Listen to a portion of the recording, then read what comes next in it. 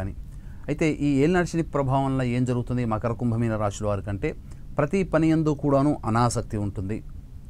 అలాగే చేసేటువంటి వృత్తి ఉద్యోగ వ్యాపారాల్లో చాలా మటుకు గమనించుకున్నట్లయితే కుంటుబాటుతనము అని అంటారు. అంటే నెమ్మదిగా పనులు పూర్తవుతుంటాయి, ఒక పట్టాన పూర్తి కావు, పనులన్నీ కూడాను బ్రేక్స్ అవుతూ ఉంటుంటాయి. ఇలా ఈ ఏలినాటి శని ప్రభావం వలన మానవులకి సమస్యలు అనేటువంటి ఎదురవుతాయి.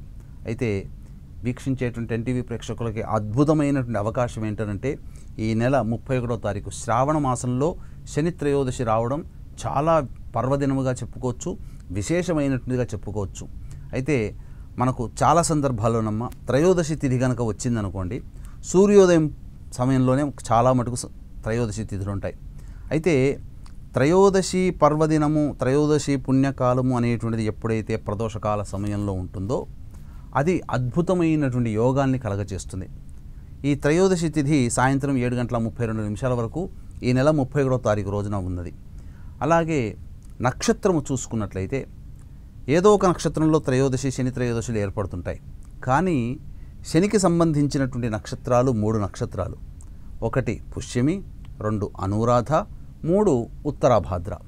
ఈ 3 నక్షత్రాల్లో ప్రధానంగా పుష్యమి నక్షత్రము చాలా విశేషమైనటువంటిది. అంటే దేవగణానికి చెందినటువంటి నక్షత్రము. అందున ప్రధానంగా ఈ యొక్క పుష్యమి నక్షత్రము అధిపతి శని భగవానుడు. కానీ పుష్యమి నక్షత్రాన్ని కంట్రోల్ చేసేటువంటి గ్రహం ఏదయ్యా అంటే గురుగ్రహము. అందుకనే పుష్యమి నక్షత్రానికి సంబంధించినటువంటి మంత్రంలో ఓం బృహస్పతిర్నః పరిపాతు పశ్చాత్ అని ఉంటుంది. అంటే బృహస్పతియే అధిపతిగా ఉన్నటువంటి యొక్క పుష్యమి నక్షత్రం. కాబట్టి వీక్షించేటువంటి ప్రేక్షకుల్లో జ్యోతిష్యంలో చిన్న ఒక స్వానుభవం అనేటువంటిది తెలియజేస్తాను. ఏంటంటే ఉన్నవే 12 రాశులు, ఆ 12 రాశుల్ని గురువర్గంగా శనివర్గంగా డివైడ్ చేశారు.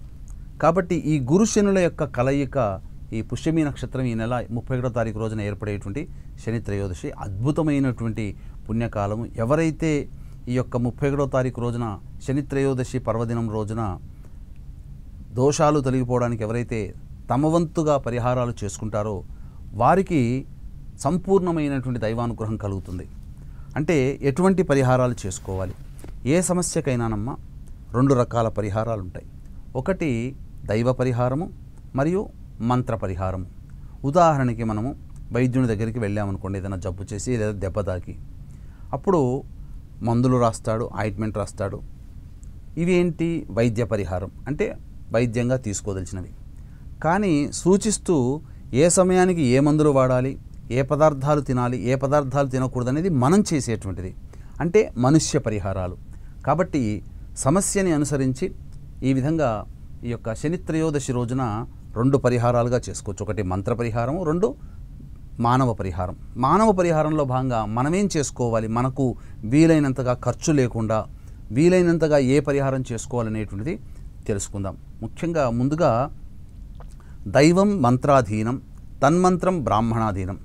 కాబట్టి వృషభ, మిథున, కర్కాటక, సింహతుల, వృశ్చిక, మకర, కుంభమీన రాశుల్లో జన్మించినటువంటి వారికి శనిదోష ప్రభావం ఉంటుంది. కాబట్టి ఈ శనిదోష పరిహారార్థమై మా ఆధ్వర్యంలో 31వ తారీఖు రోజున శనీశ్వర హోమము, అఘోర పాశుపత మంత్ర హోమము మరియు విద్య, వివాహ, ఉద్యోగ, దాంపత్య, అనారోగ్య సమస్యల నివారణకి 18 రకాల హోమాలు, అలాగే గత జన్మ కర్మదోషం వలన సమస్యలు ఉంటాయి కాబట్టి గత జన్మ కర్మదోష నివారణార్థమై కర్మదోష నివారణ హోమాలు కేవలం పర్ హెడ్ 1500 రూపాయలకి చేయించడం జరుగుతుంది. అవకాశం ఉన్న వాళ్ళు కార్యక్రమ తదనంతరం కాంటాక్ట్ చేసి పూర్తి వివరాలు తెలుసుకోవచ్చు.